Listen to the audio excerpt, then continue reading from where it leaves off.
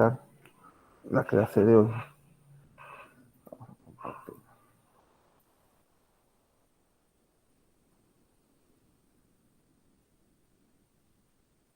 ¿Se aprecia?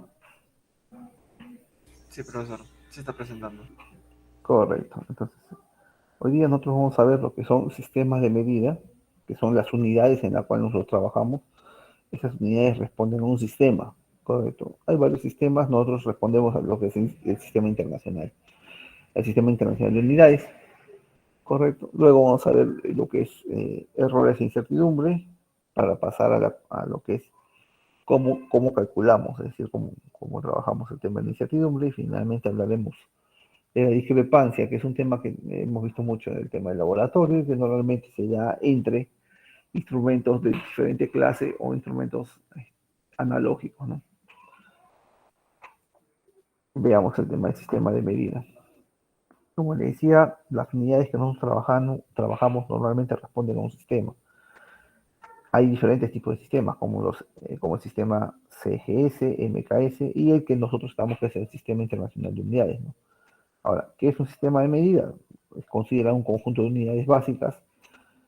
Obviamente de las básicas salen las unidades derivadas con sus respectivos múltiplos y submúltiplos, y que están definidas conforme a unas reglas ya previamente establecidas, ¿no? Ahora, esta unidad de medida se adopta de manera universal por convenio y es un valor escalar real, ¿correcto? Y en función a esta unidad se comparan y por su condición de universal es aceptada en cualquier parte del mundo. A ver, permítanme mostrar un video con respecto a lo que es el sistema internacional, para que puedan tenerlo claro.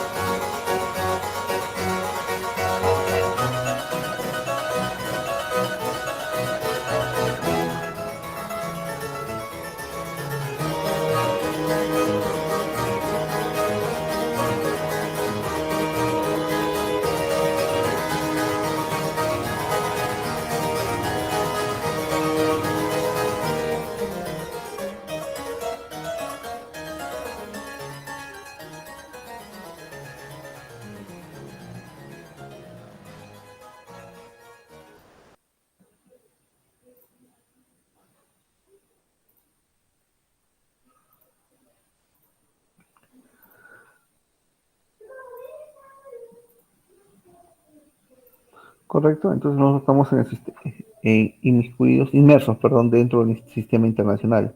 Como ven, el sistema internacional empezó con 3 unidades medidas, se sumaron 2 más.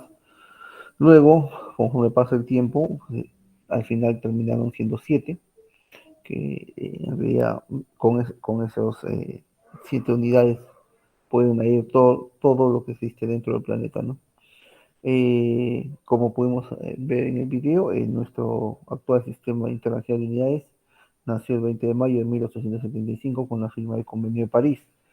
Esto es conocido como la Convención del Metro, ¿no? En un inicio con 17 países como miembros, eh, inmediatamente fue creada la Oficina Internacional de Pesas y Medidas, una organización intergubernamental bajo la autoridad de la Conferencia General de Pesas y Medidas y la supervisión del Comité Internacional de Pesas y Medidas. Recuerdan que en la clase anterior hicimos incluso un organigrama con respecto a lo que es el sistema internacional, en donde definíamos que los comités consultivos se encargaban de tener a los especialistas en constante investigación para la mejora de las unidades medidas y que sus investigaciones iban al Buró Internacional de Pesas y Medidas para derivar sus investigaciones al comité y así sucesivamente hasta lograr una mejora en los patrones de medida, ¿no? Ahora, el sistema internacional de unidades está constantemente en la búsqueda de mejorar sus unidades, sus patrones, ¿no?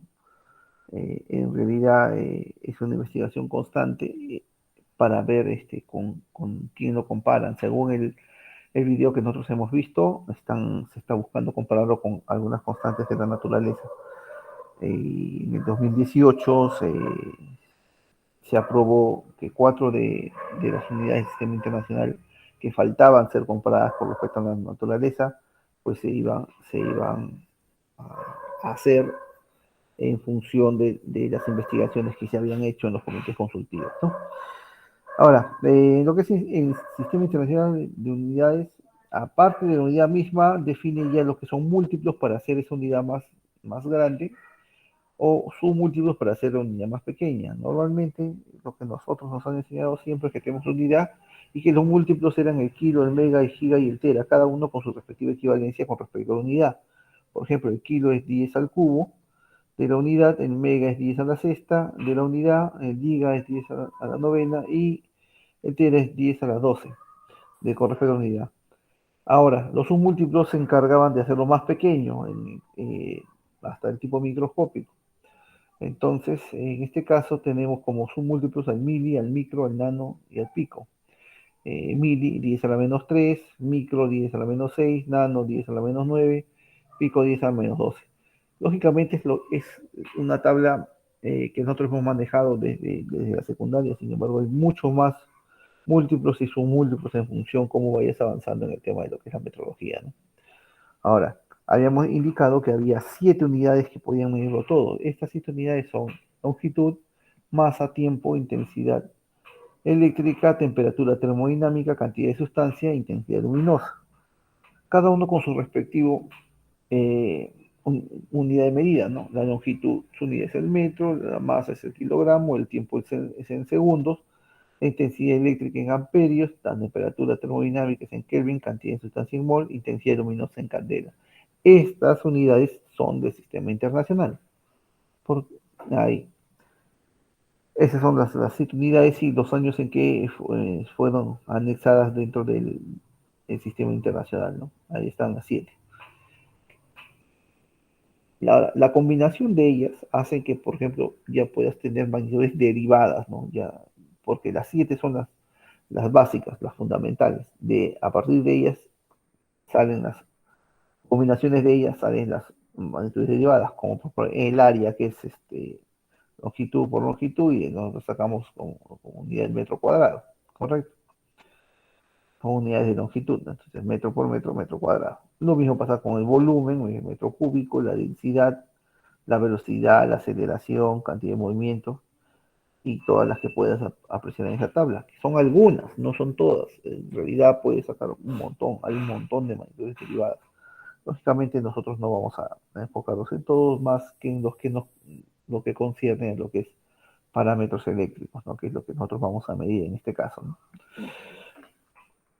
Ahora, ¿por qué hablo tanto del sistema internacional? Porque nosotros tenemos como uso otras unidades que están fuera del sistema internacional. Sin embargo, los aceptamos por el hecho de que es de común uso. Por ejemplo, la unidad en el sistema internacional del tiempo es el segundo. Sin embargo, nosotros cuando trabajamos a veces lo comparamos con la hora, que es lo normal, el minuto o tal vez el día. Entonces, nosotros para poder estar dentro del sistema internacional, pues tenemos que darle su equivalencia. Por ejemplo, un minuto ya sabes que son 60 segundos, una hora es 3.600 segundos y un día entero es 86.400 segundos. Lo mismo pasa con lo que son los ángulos, ¿no? La unidad en el sistema internacional es el radián. Sin embargo, nosotros estamos acostumbrados a trabajar en grados, en minutos o en segundos, ¿correcto? Entonces, por eso que tenemos que dar su respectiva equivalencia con respecto a la unidad en el sistema internacional. Las más conocidas, en este caso, pues, por ejemplo, la unidad de área. Se habla mucho de hectárea y hectárea está fuera del sistema internacional. Entonces, para poder hablar dentro del sistema internacional, tenemos que darle su equivalencia. Entonces, una hectárea equivale a 10 a la 4 metros cuadrados.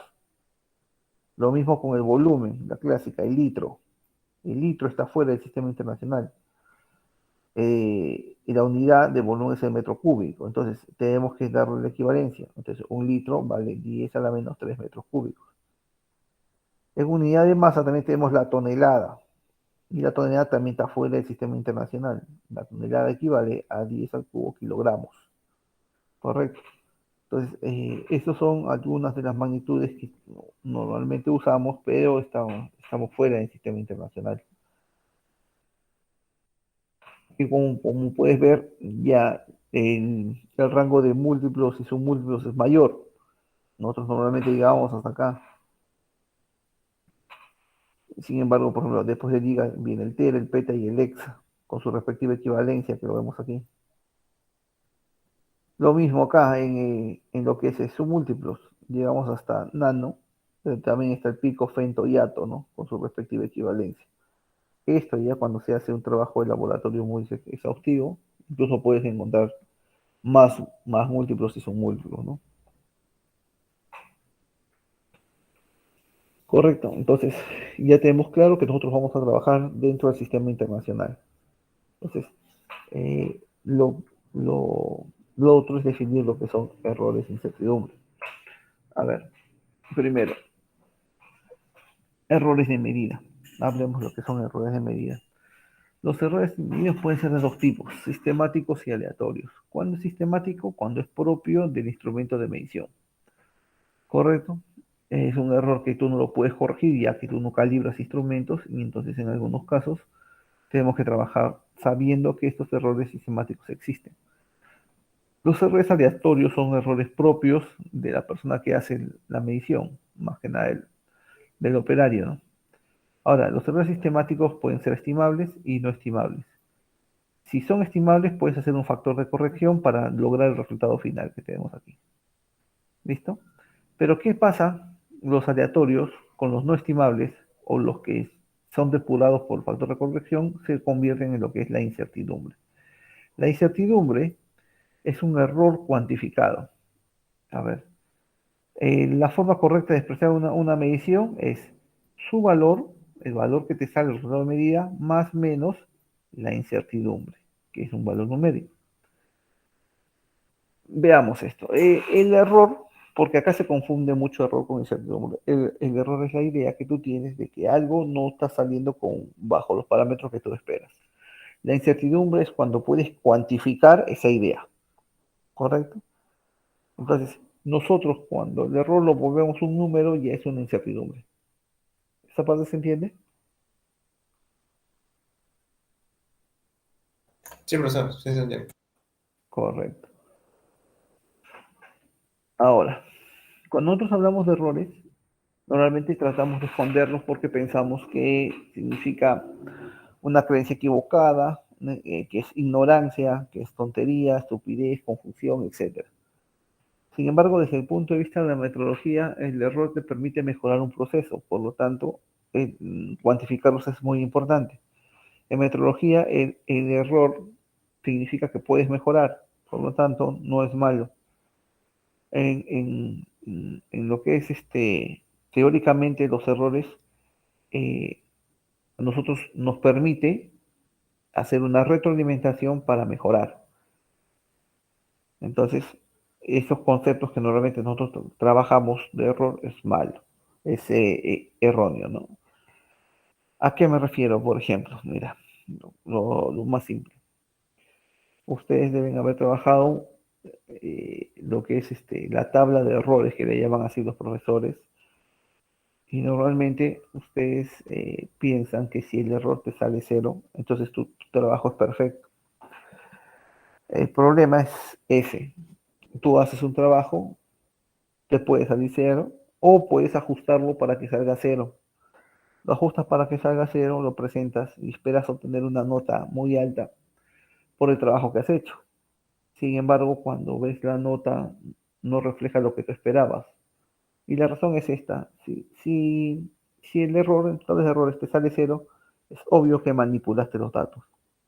¿Por qué, profesor?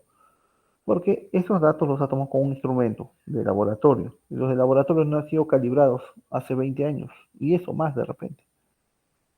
El instrumento de fábrica nuevecito no te garantiza un valor, sino un rango de valores. Por lo tanto, también puede tener, está asociado a él un error. Ahora, si nunca lo has calibrado, lógicamente va a ser más grande. Ahora, sumado a que, por ejemplo, todavía no tienen experiencia para trabajarlo, el error aparece.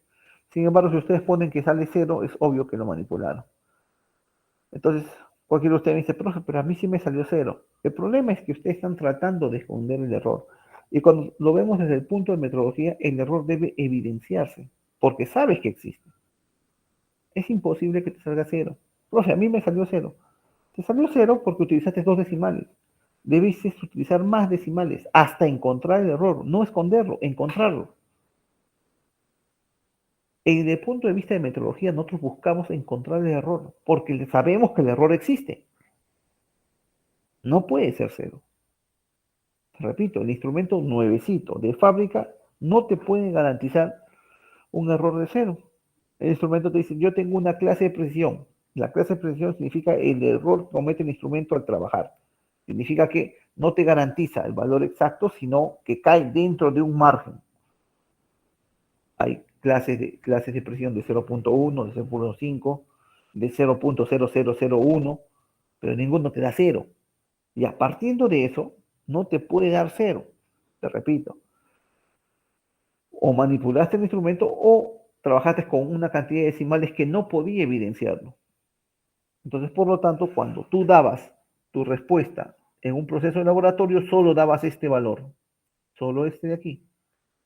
¿Y qué pasaba con el valor de la incertidumbre? Pues simplemente si ese cero, profe, entonces está perfecto. Dice. Y lo que estabas haciendo es evidenciar que no estabas, que estabas tratando de ocultar los errores de tu proceso de medición. Entonces, por esa razón, evidenciar desde el punto de vista de metodología, evidenciar el error es bueno. Ahora, teóricamente, el error es definido como la diferencia entre un valor medido y un valor considerado verdadero o real o patrón, ¿correcto? Cuantifica la imperfección del método e instrumento de medida empleado. Sin embargo, el error es teóricamente desconocido, por lo tanto, es una idea. Cuando lo vuelve un número, se vuelve incertidumbre. Como ya hemos visto, nosotros los errores pueden ser sistemáticos, propios del instrumento, o aleatorios propios de la persona que hace el trabajo de medición. Sin embargo, muchos van a decir, profe, pero usted me dice que el error es una idea, pero yo le puedo dar un número. Por ejemplo, hay un parámetro que hemos medido nosotros desde el laboratorio de física 3 o de magnetismo, que se llama el error absoluto. ¿Ya? Y lo definimos como la diferencia entre la magnitud leída del instrumento y la magnitud considerada real. Es una diferencia, profe, ese es un valor numérico. Se me dice que el error no es un valor numérico, que es una idea, y ¿qué pasa aquí?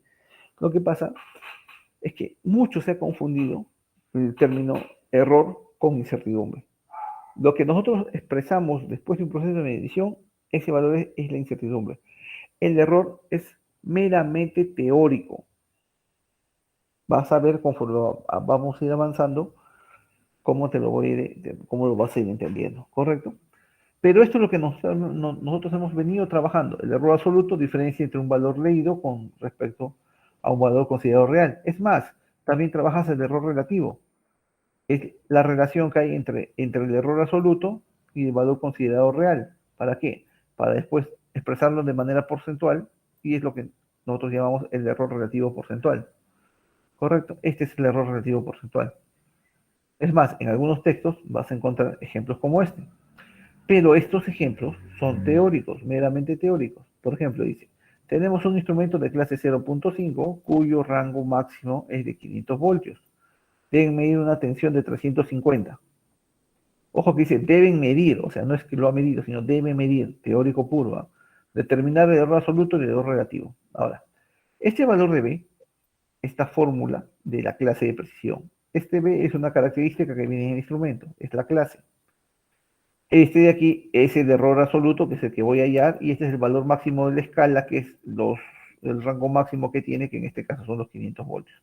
Si reemplazamos los valores, el B, que es la clase de presión, es 0.5, el valor máximo de la escala es 500, y aquí tenemos por 100, ¿no? Esto me da un error absoluto de 2.5 voltios que cometería el instrumento, que pasados a valores de error relativo me va a dar 0.0071, que en lo que es error relativo porcentual es 0.71, que es, digamos, es el error que comete. Pero te das cuenta que, o sea, estoy hablando de manera teórica, porque no lo he medido. Cuando yo lo estoy midiendo, ahí estamos hablando nosotros de lo que es una incertidumbre. Es, una vez más, repetimos para que le quede claro, errores sistemáticos y errores aleatorios. Mire, en palabras simples es así. Errores sistemáticos del instrumento, errores aleatorios de la persona o del lugar o de las condiciones de trabajo. ¿Correcto? Ahora, si quieres darle una definición más formal, error sistemático es la medida del error de medición que en medidas repetidas permanece constante y que varía de manera predecible. ¿A qué se refiere? Como voy a utilizar el mismo instrumento o un instrumento que no está calibrado, lógicamente el error asociado al equipo se va a mantener constante, ¿no? Y yo sé que existe, por eso es predecible. En los aleatorios, el error es la medida del error de medición que en condiciones repetidas varía en forma impredecible, porque de qué depende de la agudeza visual de la persona, del conocimiento de la persona, de la experiencia, de las condiciones de trabajo, etc. Ahora, ¿qué es la incertidumbre? La incertidumbre es la cuantificación de las dudas del metrólogo, es decir, de la persona que hace la medida, ¿correcto? Es un parámetro no negativo que caracteriza la dispersión de los valores atribuidos a un mesurando, que es decir, a un proceso de medición, ¿correcto? Y lo más importante, la incertidumbre es la que es evaluada. Por lo tanto, la incertidumbre es cuantificada y responde a un valor numérico de tipo experimental, ¿correcto? Todos los fabricantes de instrumentos de medición garantizan que los valores reales de magnitudes medidas en condiciones experimentales determinadas están comprendidos dentro de ciertos límites. Cada instrumento tiene una clase de precisión. Todos los fabricantes ponen una clase de precisión. Y esa clase de precisión significa los límites en que se podría encontrar el valor que están midiendo. ¿Correcto? A eso se refiere la clase de precisión. Por eso indico que la clase de precisión, incluso en instrumentos que recién estás adquiriendo, eh, viene en el equipo. Por lo tanto, no tampoco te garantiza que el valor que va a darte es exacto, sino que cae en un rango cada vez más pequeño. Un minuto.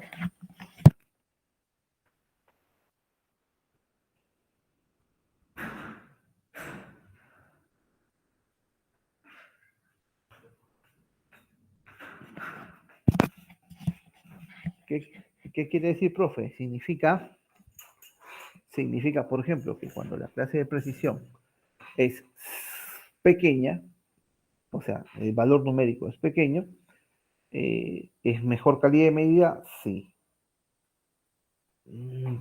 A ver, profe, no lo entiendo bien. Ah, mira, por ejemplo, si yo tengo un instrumento de clase de precisión 5, significa que del valor que mida, yo voy a tener un, un límite entre menos 5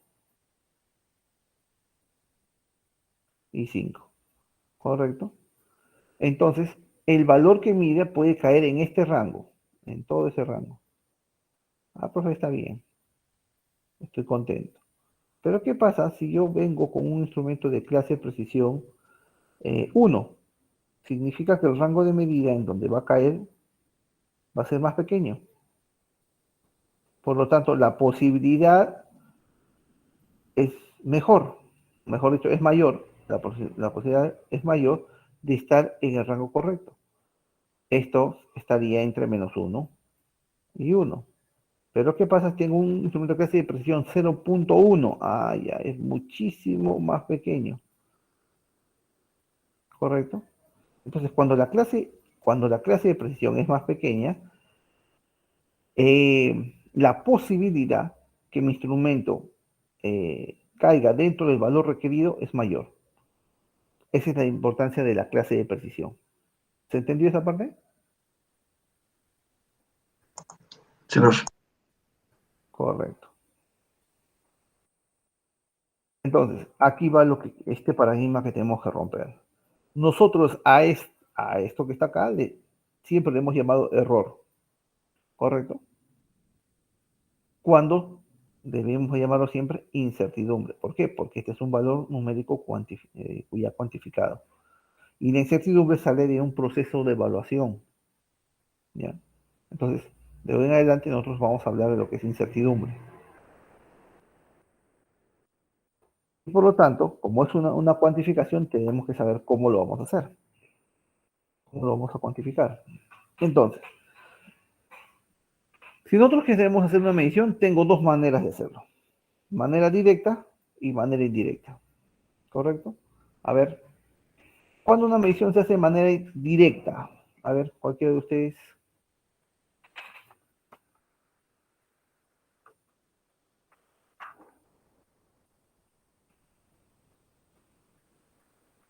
Cuando lo que estás buscando te lo da el mismo aparato. Cuando te da el mismo instrumento. ¿Tu apellido? Sí. Aliaga Neira. Aliaga, gracias, Aliaga. Así es.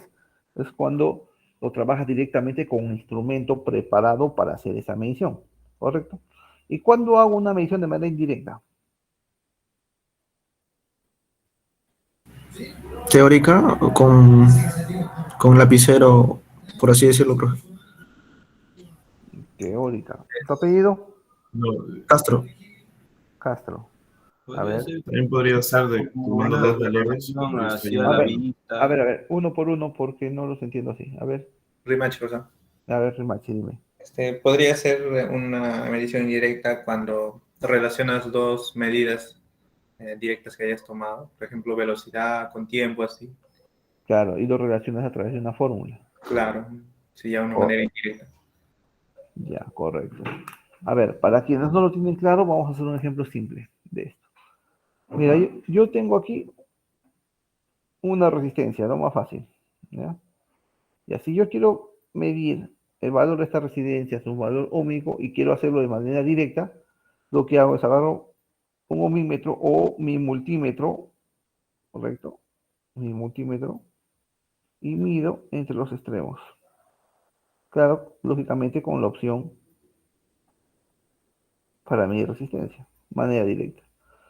Entonces, ¿cómo puedo medir esa misma resistencia de manera indirecta? Correcto. Entonces, ¿yo qué hago? Someto a esta resistencia una tensión, que la voy a cuantificar, y mido la corriente que pasa por esa resistencia. Entonces, yo sé por la ley de Ohm que esta resistencia es el voltaje a la que es sometida sobre la corriente que pasa por él, es decir, lo que marca el voltímetro sobre lo que marca el amperímetro. Estoy hallando el valor de la resistencia, pero no estoy viendo resistencia, sino estoy viendo dos parámetros que se relacionan mediante una fórmula. ¿Está claro eso? Sí, profe. Sí, profesor. Sí, profe. A eso me refiero. Pero en ambos casos estoy midiendo, no es que la indirecta lo hago de manera teórica, sino el valor que necesito para la fórmula tengo que medirlo. Solo que no estoy midiendo directamente el parámetro que quiero encontrar, sino estoy midiendo los valores que lo relacionan mediante una fórmula. ¿Está claro?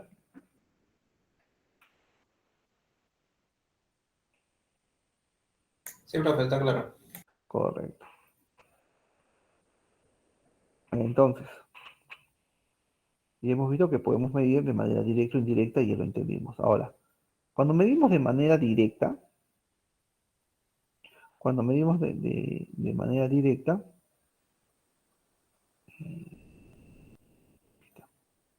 podemos tomar una medida o podemos tomar un juego de valores. ¿Correcto? Tomar una sola medida, en algunos casos lo consideran suficiente, particularmente yo creo que no. Una medida es una expresión muy relativa. ¿Correcto? Y otra que no. Pero vamos a aprender a hacerlo en ambas, porque siempre debo cuantificar. Entonces, el resultado final de mi proceso va a tener esta forma, ¿no? El valor numérico y su incertidumbre calculada. Sabiendo que esta incertidumbre, pues, es el rango en donde puede caer el valor que he medido. Veamos cuándo es una medida. Cuando es una medida, pues puedes utilizar o un instrumento analógico o un digital.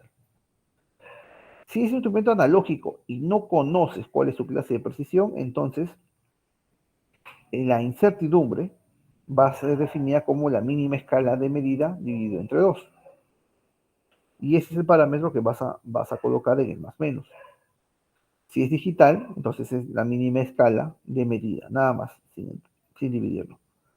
Pero esto se hacía, esta forma de trabajo se hacía cuando no se conocía la clase de precisión. Actualmente, la clase de precisión viene en el cuerpo del instrumento analógico, este viene grabada en el cuerpo, y este de aquí viene en su manual.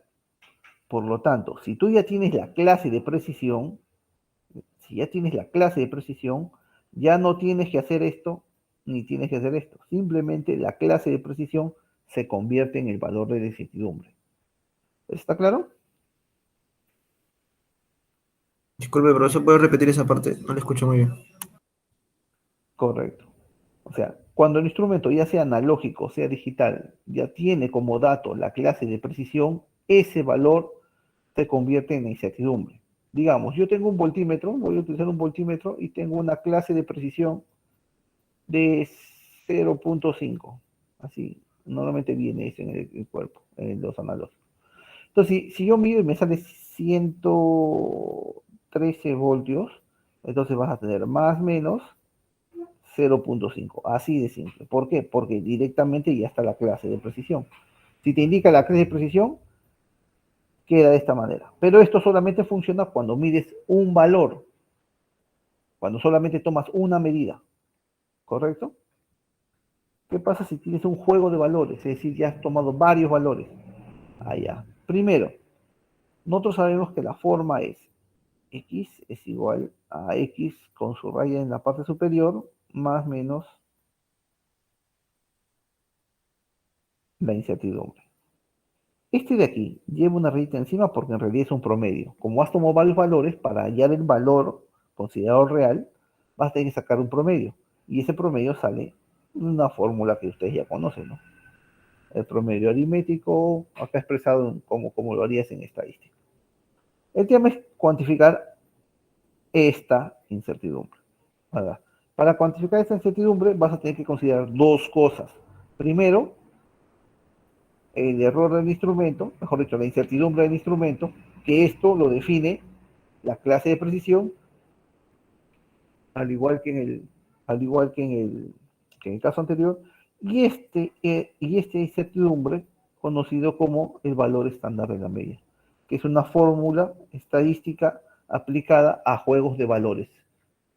Esta fórmula es la que te define la famosa campana de Gauss, recuerda que hablamos la clase pasada, en donde decía cuando más angosta sea, significaba que era una mejor medida. Entonces, una vez que el juego de valores lo llevas a esta fórmula, vas a obtener el error estándar de la media Y tienes tú ya como lo has medido con un mismo instrumento, tienes la clase de precisión. Al realizar esta fórmula, este parámetro que tienes aquí se convierte en la incertidumbre del proceso de medición. ¿Se entendió?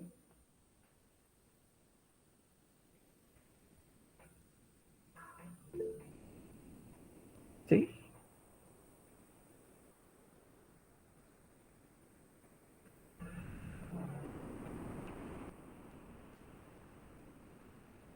¿Me indican? ¿Se entendió o no?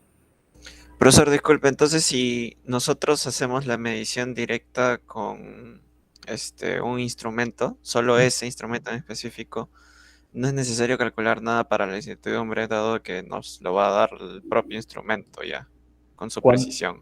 cuando haces una medición, sí. Y cuando hago varias, El proceso es lo que acabo de explicar. O sea, es... cuando haces varias ya no es suficiente tener la clase de instrumento. ¿Por qué? Porque solamente vas a obtener este parámetro. Necesitas hallar el valor estándar de la media. Este valor estándar de la media está asociado al juego de valores que has obtenido. Si te das cuenta, mira, ¿qué ves aquí? Valor promedio menos el primer valor. ¿Eso no te suena a lo que trabajaban antes como error? Sí, ¿Correcto? Entonces, esta fórmula enlaza, por ejemplo, ese dato para poder construir estadísticamente lo que es la campana de Gauss. Recuerda que eso habíamos visto en la primera clase. sí, Ya, ya.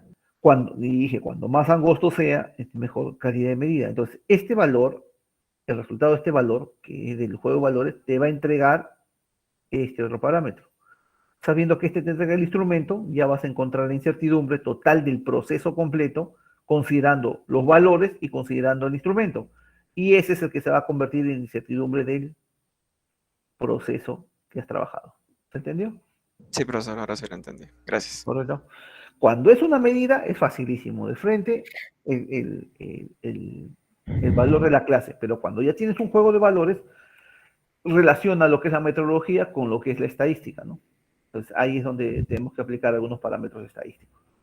Ahora, acuérdate siempre tener un juego de valores te acerca mucho más al valor que quieres llegar que solo una medición. ¿Correcto? Ahora, veamos cuando es una medición indirecta. Un ejemplo fácil, porque en realidad, cuando es una medición indirecta, eh, tienes que ver la fórmula que se asocia a cada parámetro que quieres conseguir. El Profesor, sistema, disculpe. dime. Profe, disculpe, bueno, ¿en qué caso podría, o un enunciado un ejemplo podría decir de mediciones así que se repiten o que piden así de varios números, como dijo, ¿no? El enunciado anterior. Como un juego de valores. Sí, exacto, o sea, de varias medidas. Ya, mira, un ejemplo fácil. Por ejemplo, tú quieres medir el toma corriente. Mide toma corriente. Quieres medir toma corriente y tú dices, tomas una medida y te sale, por ejemplo, 219.2. Y tú dices, tomas una medida y ya, es 219.2. Sin embargo, puede venir tu compañero en un minuto después, toma y no tiene el mismo valor. Viene otro y tiene otro valor. Entonces tú dices, ese 219.2 no me representa completamente. Entonces, ¿qué haces? Agarras en 6 horas, tomas varias medidas, sacas el promedio, sacas tu incertidumbre y ese valor va a representar mejor el valor del proceso de medición que solamente una. No sé si me entiendes ahí. Ah, ya, o sea, bueno, la primera medida no me satisface como respuesta correcta, ¿no? Correcto. Lo que pasa es que nosotros, como estamos trabajando con energía eléctrica, el problema que tiene la energía eléctrica es la estabilidad. O sea, la onda senoidal se va deformando y va cambiando en función de perturbaciones que se dan dentro de la línea. O sea, por eso es que un solo valor no representa, va a representar un periodo de tiempo tomando en ese valor. Si nosotros pudiéramos garantizar la estabilidad de los sistemas, entonces la cosa sería muchísimo más exacta. Pero como no se puede, porque hay muchos factores que intervienen, entonces tomamos juegos de valores. Lo mismo pasa, por ejemplo, cuando hay la medición de pozo a tierra. Bueno, de repente me estoy adelantando un poco, ¿no? Pero cuando se hace medición de pozo a tierra, yo he visto que algunos colegas agarran y toman un solo valor y para ellos les es suficiente ese valor. Particularmente yo tomo siempre 4 valores. Lo mínimo que yo considero siempre son 4 valores y de esos 4 valores saco mi promedio para poder hallar el valor de la resistencia de ese pozo. Sin embargo, ¿qué pasa? Pasa que si así tomes un valor o tomes 4 valores, tú haces el protocolo de puesta a tierra y el que lo recibe se supone que debe supervisarlo. Pero como solamente le interesa que esté dentro de la norma, ellos no consideran tanto si tomaste un solo valor o un juego de valores, sino dice, ah, ya está dentro de la norma, punto. Entonces, ¿qué ha llevado eso? Ha llevado que, por ejemplo, en el caso del pozo a tierra, la gente solamente toma un valor y con eso se quede satisfecho, cosa que yo no comparto. Pero eso es lo que tú vas a ver en el proceso de tu desarrollo profesional, ¿no? Por eso siempre te voy a decir que un solo valor no es representativo. Tienes que tomar una muestra que puede ser por 3 valores, y cuanto más valores tomes, es mucho mejor. Lógicamente hay condiciones en donde es difícil tomar más de un valor. Póngase, a veces a mí me ha pasado, por ejemplo, en los laboratorios de química suiza, los pozos a tierra están en el sótano y en el sótano no tienen el área completamente disponible para poder hacer el proceso de medición y solamente se puede tomar 3 valores, no se puede tomar más. Entonces, esa es una condición, por ejemplo, que es ya ajena a lo que es el procedimiento, ¿no? Entonces, de alguna manera, uno trata de cumplir con el procedimiento. Pero por lo general, uno trata de tomar más de una medida siempre. Por eso le decía, es la forma correcta. ¿Está claro? Sí, profe, gracias. Ok, continuemos. ¿Qué pasa cuando vemos una medición indirecta? Como te digo, la medición indirecta depende de una fórmula. De esta fórmula, los componentes de la fórmula son los que yo tengo que medir. El ejemplo que les muestro es básicamente lo que nosotros trabajamos con la ley de Ohm. Mira, vamos a ver de esta manera. Yo quiero comprobar la ley de Ohm, quiero saber la corriente que pasa por ese circuito, que es un circuito serie, simple. Yo ya he medido el valor de la resistencia, mira. Y la resistencia tiene su valor numérico y tiene su incertidumbre porque lo medí con un instrumento. También he medido el voltaje. Ese voltaje también tiene su valor y como lo medí con un instrumento, también tiene su incertidumbre. Correcto. Cuando yo quiero relacionar estos dos mediante la fórmula, lo lógico es que los valores modulares se relacionen. Pero lo que no está bien es que también relaciones de esa misma manera las incertidumbres. Entonces, ¿cómo relacionas la incertidumbre? Mediante esta fórmula. ¿De dónde salió esta fórmula, profe? Esto lo vas a encontrar en los textos. La fórmula exactamente es así. Es la variación de la corriente con respecto a su parámetro, a su módulo. Todo esto elevado al cuadrado es igual a la variación del voltaje con respecto a su valor más la variación de la resistencia con respecto a su valor de resistencia. Lógicamente, estos dos parámetros también están al cuadrado, ¿no? Correcto. De esta relación es la que yo estoy sacando esta fórmula, la que está acá. Correcto. Lógicamente, para cada fórmula que tiene una relación de incertidumbre. Correcto. Esta variación se llama la incertidumbre. Entonces, acá yo estoy calculando, por ejemplo, la incertidumbre, teniendo en cuenta quién, la incertidumbre del voltímetro y el valor que me salió, la incertidumbre de la resistencia y el valor que me salió, ¿correcto? ¿Para qué? Para expresar la respuesta de esta manera, pues, es decir, su valor modular y la incertidumbre estimada, ¿correcto? Este es para el caso en particular, repito, para cada una de las fórmulas, por ejemplo, si quieres relacionar potencia, ya cambia, es cuestión de buscar en los textos cuál es su relación de incertidumbre. Nada más. Ahora, ¿por qué ahora esta medición indirecta no se usa mucho? En realidad se usa bajo unas condiciones bastante especiales, ¿no? ¿Por qué? Porque depende solo de un valor y como siempre te dije, cuando depende de un valor, normalmente buscamos hacer la medición directa, ¿no? Correcto. Veamos lo que son las discrepancias. A ver, la discrepancia siempre va a ser definida como la diferencia de dos valores medidos. En el laboratorio, por ejemplo, que hicimos el día viernes, hemos visto varios casos de discrepancia, básicamente porque utilizamos instrumentos analógicos. Cuando usamos instrumentos analógicos, el problema que tenemos es que no todos tienen la misma percepción, no todos tienen los mismos conocimientos ni la agudeza visual, ¿correcto? Entonces, eso genera discusiones entre dos valores que puedan tomar dos personas. Entonces, usamos el digital y en el digital, cuando medimos con el digital, pues el valor numérico que nos dio fue aceptado por todas las personas que lo vieron. Digamos que eliminó la discrepancia. Sin embargo, si yo hubiese querido hacer más complejo el tema, te hubiese dado otro multímetro con otra clase de precisión y te iba a dar otro valor y empezaban de nuevo el problema de discrepancia. ¿Correcto? La discrepancia está relacionado mucho con respecto a la precisión, más no a la exactitud. ¿Correcto?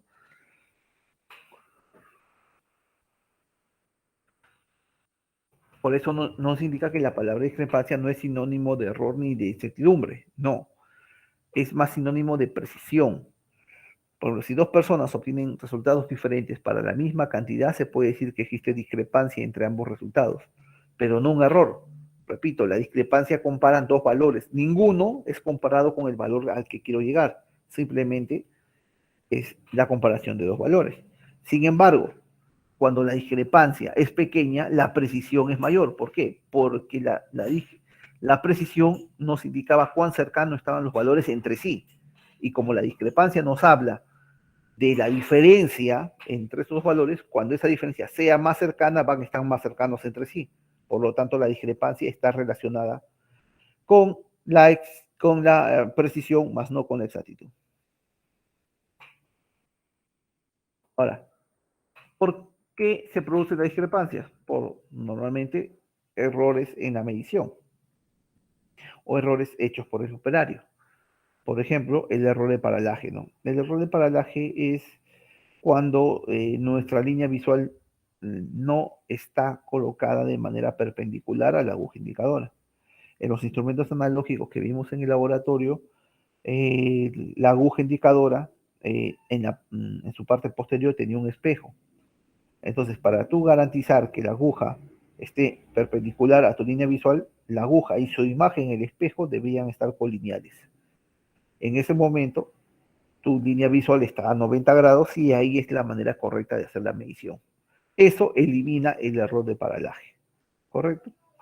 En otros casos, como por ejemplo en la imagen, no existe la aguja, perdón, no existe el espejo en la parte posterior de la aguja, pero sin embargo ahí es bastante sencillo ponerse la línea visual, ponerla de manera perpendicular al instrumento, en este caso para poder hacer la medición en la aguja, ¿no? Otro tipo de errores que generan discrepancia, por ejemplo, los errores de conexión, falsos contactos, que el cocodrilo, por ejemplo, no tenga la sugestión para agarrarse completamente, genera discrepancias a la hora de hacer la medición. Otros son errores de influencia, por ejemplo, la influencia del medio ambiente, campo eléctrico, magnético, porque nosotros vamos a ver que la mayoría de instrumentos, sobre todo los analógicos en sí, funcionan bajo el principio del campo magnético. Entonces, cuando hay campos magnéticos o campos eléctricos externos, influyen en la medida. Otro tipo de errores que generan discrepancia son desconocimiento del método de medida o de conocimiento del método de medida. Por ejemplo, no tener claro colocar un instrumento, en este caso el amperímetro, en serie. Profe, pero eso lo sé, claro. Yo sé que lo has repetido varias veces, pero cuando tienes un circuito armado y te piden colocar el amperímetro, entonces ahí vas a tener una dificultad si es que no tienes la experiencia suficiente para poder abrir el circuito y colocarlo en serie. Por ejemplo, que un voltímetro lo coloques en paralelo, eso lo sabes, pero cuando el circuito está armado, colócalo en paralelo, ahí es donde entra a tallar tu experiencia, tu conocimiento, etc. Otro tipo de errores son Errores tipo teóricos, ya, como ya lo habíamos visto, ¿no? Desconocimiento de la medida, eso normalmente de alguna manera por falta de experiencia. Errores instrumentales, que son propios del equipo, es decir, está asociado a los errores sistemáticos, ¿correcto? Esos son propios del instrumento.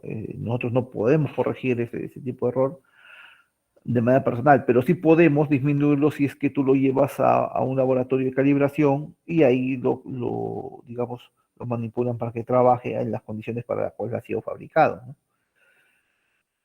Errores ambientales, por ejemplo, los instrumentos no funcionan de manera igual a diferentes condiciones de temperatura, presión, humedad atmosférica, etcétera. O sea, esas son características que tú tienes que buscar en tu instrumento en función de dónde vas a hacer el trabajo. La variación de temperatura, por ejemplo, un instrumento que funciona a nivel del mar y tú lo llevas a un lugar de mucho calor, no va a funcionar de la misma manera porque, lógicamente, en su ficha técnica te indica hasta la temperatura máxima a la que puede funcionar. Lo mismo para extremo frío o presión extrema, ¿no? Esas características las tienes que ver en el manual de uso del equipo. Incluso si lo vas a comprar, tienes que pedir que te enseñen antes de adquirirlo porque va a depender de las condiciones de trabajo, ¿no? Y finalmente los errores personales, ¿no? Los errores personales también afectan a las personas y no le permiten realizar su trabajo correctamente, generando discrepancias. El tema de los sentimientos hacen que a veces uno se vaya a los extremos de los mismos y bueno, en función de cómo se sienta, no realizar bien su trabajo. Ejemplo clásico, ¿no? Eh, por ejemplo, recibes una noticia muy agradable, llámese, por ejemplo, eh, a ver, no sé, una sujeteración podría ser, bueno, y a ver, la flaca por la cual siempre has estado tú detrás te dice que sí, entonces estás recontra eufórico y cuando vayas a hacer tu trabajo vas a estar pensando más en otras cosas que en realizar tu trabajo producto del sentimiento al que te encuentras, ¿no? De demasiada euforia por lograr algo que buscaste por mucho tiempo. Entonces no te va a permitir poner atención al trabajo y va a generar discrepancias con respecto a alguien que sí está en el punto medio de los sentimientos, es decir, que está ecuánime. Lo mismo pasaría, por ejemplo, si en vez de decirte que sí, la chica te dice que no.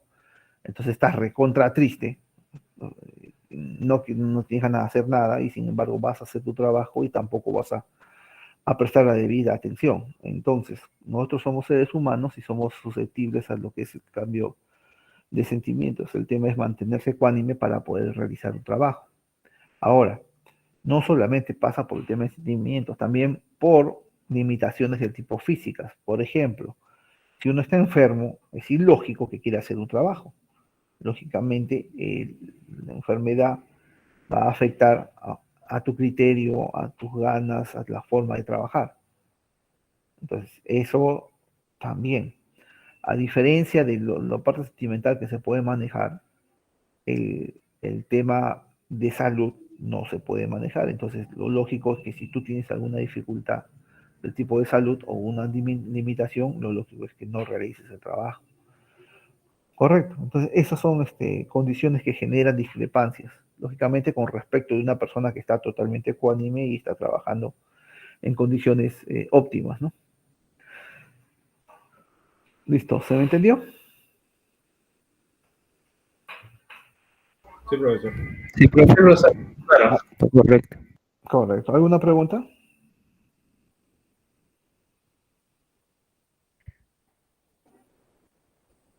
¿Ninguna?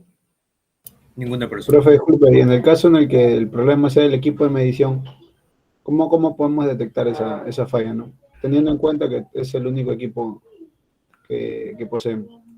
Correcto. ¿Tu apellido? Alegría. Correcto, gracias. A ver, alegría. Mira, primero, lógicamente cuando tú tienes a tu mano, llegas a tu mano un equipo, un instrumento, tú no sabes cuál es su historial. La única manera de comprobarlo es si tiene certificado de calibración. Eso, digamos que reduce tu idea de que puedas estar en un error. Entonces, por ejemplo, cuando nosotros vayamos a hacer cualquier tipo de medida y tú vas a ir con tu instrumento, normalmente tú tienes que tener tu certificado de calibración del mismo, para que el cliente al cual tú le prestes el servicio esté completamente seguro de que el instrumento está preparado para hacer el trabajo que va a hacer. Profe, si no lo tengo, lógicamente no tienes quien lo certifique. Ahora tú me dices, profe, en el laboratorio voy, ¿cómo sé que mi instrumento está preparado? Es que no lo sabes. Entonces, profe, no hago el trabajo. No, simplemente, como decía la definición, vas a trabajar considerando ese parámetro. Ahora, ese error sistemático, por ejemplo, ese error de la no calibración, pregunta, ¿es un error o es una incertidumbre?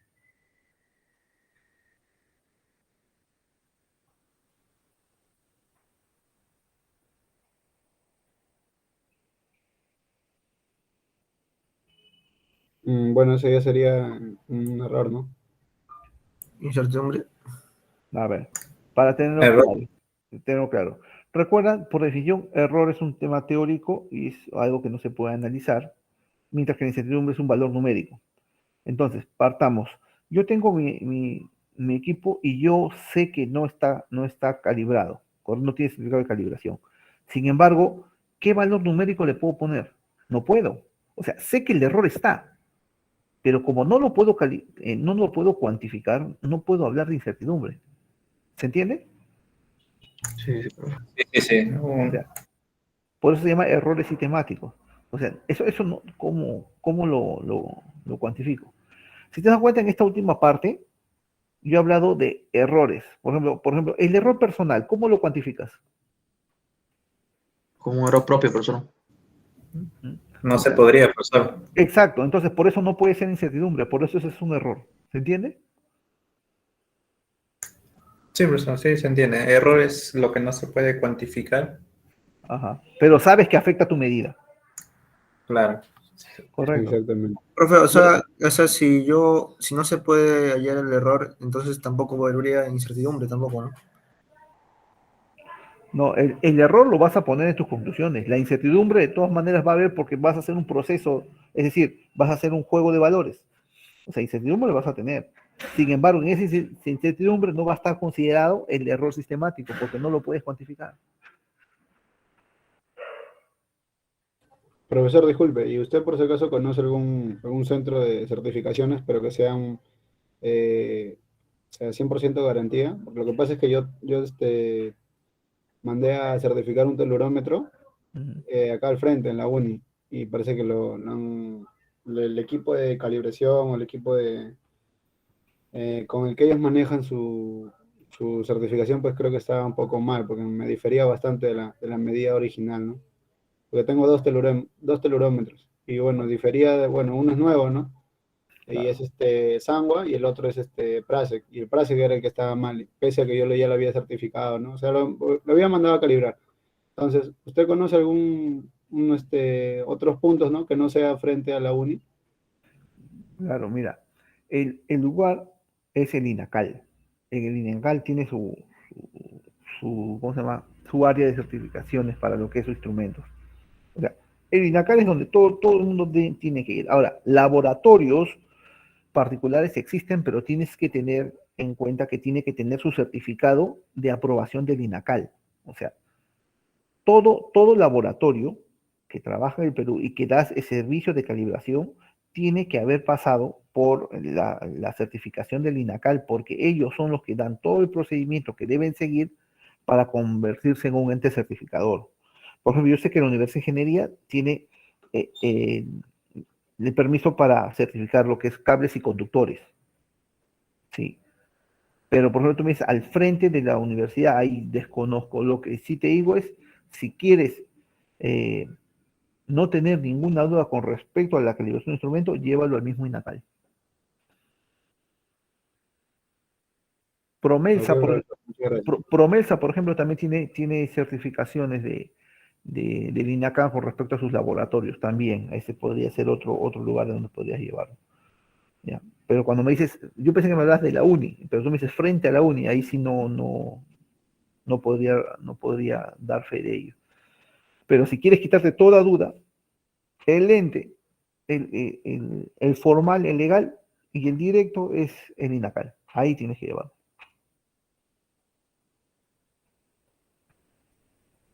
¿Alguna otra pregunta? Ok, muchas gracias, profesor.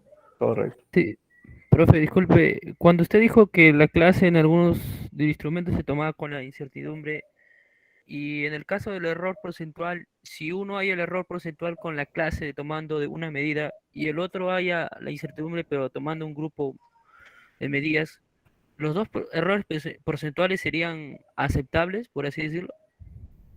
A ver, mira.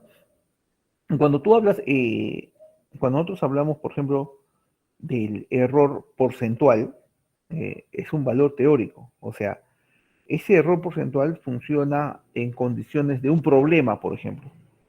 Pero cuando nosotros hacemos un proceso de medición, hablamos de incertidumbre. Ahora, en qué caso coinciden? Porque va a haber un caso en que coinciden. En el único caso que coinciden es cuando tomas una sola medida. Ese es el único caso en el que van a coincidir. Pero como te digo, una medida no es suficiente. Entonces, ¿qué tienes que hacer? Tienes que hacer un juego de valores. Entonces, profe, lo recomendable sería tomar el grupo, ¿no? Exacto, siempre vas a tener que tomar grupo de valores. Con un solo valor no te puedes quedar contento, Como usted satisfecho. dijo que algunos colegas toman en el telurómetro un ejemplo. eh, Claro, yo cuando hice hincapié a que unos colegas toman un solo valor, estaba dando un ejemplo de cómo no se debe hacer, pero se hace.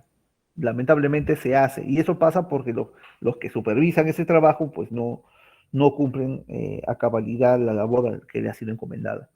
Un solo valor no puede ser representativo de una medición. eso quería saber, profe, si estaba de acuerdo a la norma, ¿no? Correcto. Gracias, profe. No, pero mira, Pero a ver, sí, escúchame. Eso no pasa por el tema de la norma, porque la norma te indica un valor y si estás dentro de ese valor con uno solo, lo consideran como válido. Eso va más que nada por un tema estadístico. Por el tema estadístico, tú sabes que un solo valor no representa una muestra. Sí, profe, claro. Por- o sea, no va por la norma, porque la norma no te dice que tienes que hacer 50, 100, 500 mediciones, no. Solamente te indica que el valor no supere tal valor de un viaje, ¿correcto? Nada más. Entonces, ¿qué pasa? Tú agarras y dices, hago un solo valor, si está dentro de la norma, bacán, listo, ya terminamos a probar y nos vamos. Pues ese no es un trabajo profesional, en realidad tienes que hacer un juego de valores. Como te digo, yo normalmente estilo hacer 4. Profe, ¿y por qué no hace mucho más? Porque es difícil las condiciones para un pozo a tierra. O sea, si fuera campo baldío, wow, podrías hacer hasta 360 en función del círculo que puedes tomar ahí por cada ángulo. Pero ¿qué pasa? Tienes una pared que te interrumpe, después te sigue la pista, entonces solamente tienes para un solo lado para medir, y entonces pues yo considero que 4 valores es suficiente para ese tipo de trabajo, ¿no?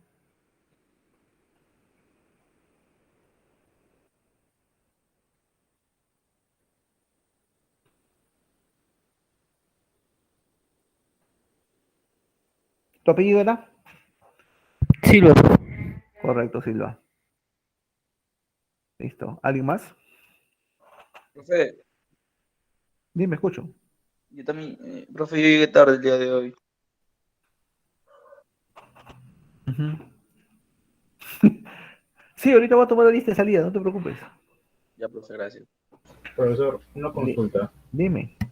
Eh, Estamos hablando de fallas de calibración de los instrumentos, pero ¿por qué se puede presentar esas fallas en los instrumentos de medición? ¿Qué pasos debemos seguir para que no se presente ya a corto plazo? No, es que las fallas de calibración se van a dar en función de cómo uses el equipo. Cuanto más veces lo uses por una cuestión lógica de desgaste, se van a ir descalibrando.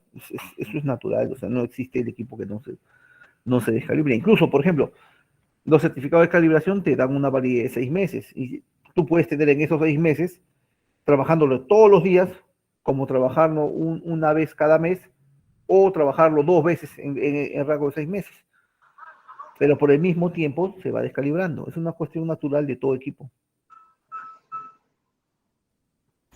Ok, profesor. Claro, o sea, no es que tú hagas algo malo para que se descalibre, no, es una cuestión del tiempo de vida del equipo. Y siempre, incluso, por ejemplo, los entes que te certifican lo hacen solamente por 6 meses, nada más. Ujú. ¿Correcto? Profesor, una consulta ya fuera del tema, más por el trabajo. A mi grupo me tocó el tema del luxómetro, pero tenemos solo 4 subtemas, ¿no? No sé si sería aceptable que introdujéramos la historia, ¿no? Del luxómetro, cómo se vino desarrollando hasta el día de hoy. Ah, claro, por ejemplo, lo que yo les he pedido, lo que yo les he pedido es lo que yo espero que tenga todo trabajo. Ahora, que puede tener más, por supuesto, eso depende del grupo de trabajo, eso no, ustedes son libres en ese sentido de aportar más cosas. O sea, en ese sentido no hay problema. Ah, ok. Estaba pensando que solo esos 4 quería. No, Ok, no, no, no, no, no es que pida solo esos casos, sino que todos deben tener mínimo esos 4. Ya, si quieren explayarse más, yo no tengo problema.